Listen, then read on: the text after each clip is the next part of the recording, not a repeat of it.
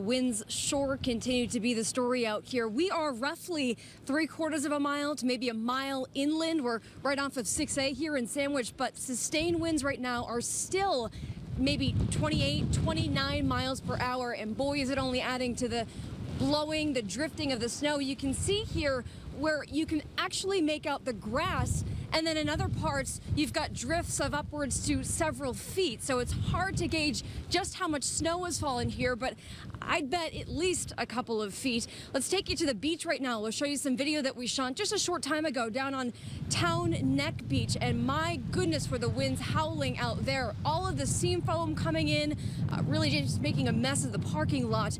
And many people had to be rescued by Sandwich police. They had a number of well-being checks, including a couple right at Town Neck Beach.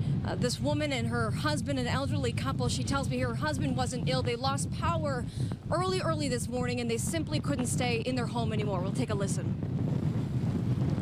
We have no heat, and Tim has COPD and some other breathing problems. That we were cold.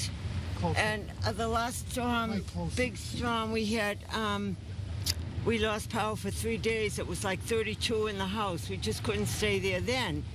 And we didn't want to take a chance today. And if my kids see me on TV, they're in Natick and in West Boylston in California. So if you see me, hi kids, we love you, we're okay.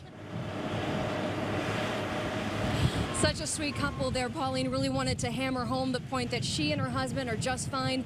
They are just a number of people who have taken shelter at Sandwich High School. Again, police telling me they've made a number of well-being checks, but no real problems to speak of. Power is out, but we haven't seen much in the way of damage or flooding. Many of the roads here, surprisingly, are very well cleared, but still whiteout conditions, so it's not advisable to be driving. And we'll show you an example, again, of this wind. And keep in mind, again, we are a mile or so inland.